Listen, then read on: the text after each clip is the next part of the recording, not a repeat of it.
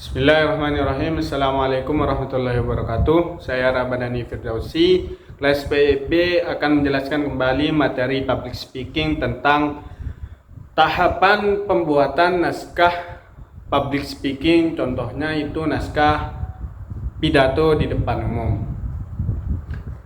Pembuatan naskah teks pidato merupakan proses penting dalam public speaking yang menentukan keberhasilan komunikasi antara pembicara dan audiens. Naskah yang disusun dengan baik akan membantu pembicara menyampaikan pesan dengan jelas, terstruktur dan meyakinkan, sekaligus membuat audiens lebih mudah memahami serta mengingat isi pidato. 4 tahapan utama dalam pembuatan naskah pidato. Tahapan yang pertama yaitu menentukan topik dan tujuan dari pidato.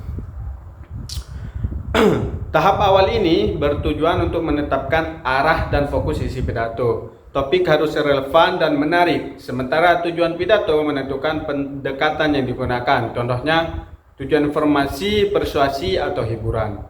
Langkahnya yaitu pertama, tentukan tema atau isu yang ingin disampaikan, kemudian merumuskan tujuan yang ingin disampaikan, kumpulkan bahan pendukung dari sumber terpercaya seperti buku, berita, internet, atau wawancara dengan ahli. Tahapan yang kedua yaitu menyusun kerangka pidato. Kerangka pidato merupakan panduan dalam menyusun naskah secara logis dan sistematis.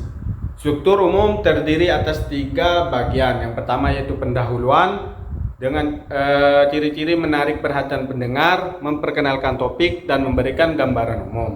Yang kedua yaitu isi, menyajikan ide-ide utama, didukung data, argumen, atau kisah yang relevan. Dan yang terakhir yaitu penutup, merangkum isi pidato dan menyampaikan pernyataan penutup yang kuat dan berkesan. Nah, jadi setiap bagian dari 3 tersebut harus mengalir secara logis dan saling terhubung agar audiens dapat mengikuti alir pidato dengan mudah. Tahapan yang ketiga yaitu menyusun teks pidato. Teks pidato adalah naskah lengkap dari awal hingga akhir. Penyusunan teks bisa mengikuti alur dasar atau pola organisasi pidato.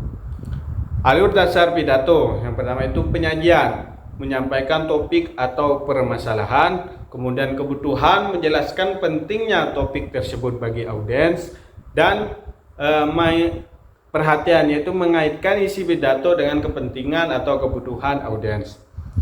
Pola organisasi pidato. Yang pertama itu deskriptif, menjelaskan sesuatu secara kronologis atau spasial. Kemudian sebab akibat, menyampaikan hubungan antara suatu penyebab dan dampaknya. Kemudian yang ketiga topikal, atau mengelompokkan isi pidato berdasarkan tema atau subtopik tertentu.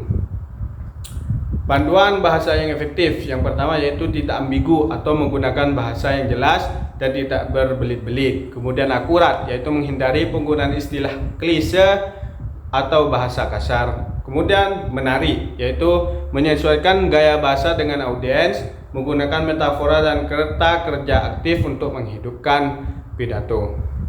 Tahapan yang keempat dalam menulis naskah yaitu menyunting naskah. Tahapan penyuntingan ini bertujuan untuk menyempurnakan naskah sebelum disampaikan. Ini mencakup aspek teknis maupun substansi. Membaca ulang naskah secara menyeluruh sangat penting agar pidato yang disampaikan terasa alami, konsisten, dan meyakinkan. Selanjutnya yaitu metode penyajian pidato. Ada 4 metode utama dalam penyampaian pidato. Metode yang pertama yaitu metode naskah, membaca langsung dari teks. Nah, ini cocok untuk pidato formal, tetapi harus tetap menjaga kontak mata agar terlihat tidak kaku. Dan metode hafalan, yaitu menghafal seluruh isi pidato. Nah, ini efektif untuk penampilan profesional, tetapi berisiko lupa. Kemudian yang ketiga metode spontan, yaitu berbicara tanpa persiapan teks, memerlukan keterampilan berpikir dan wawasan yang luas.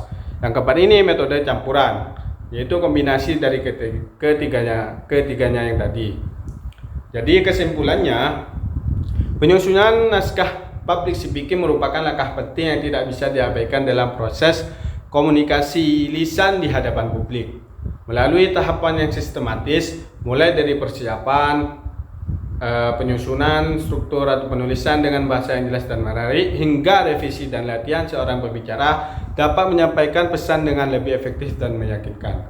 Naskah yang baik pun bukan hanya menjadi panduan saat berbicara, tetapi juga menjadi fondasi keberhasilan komunikasi.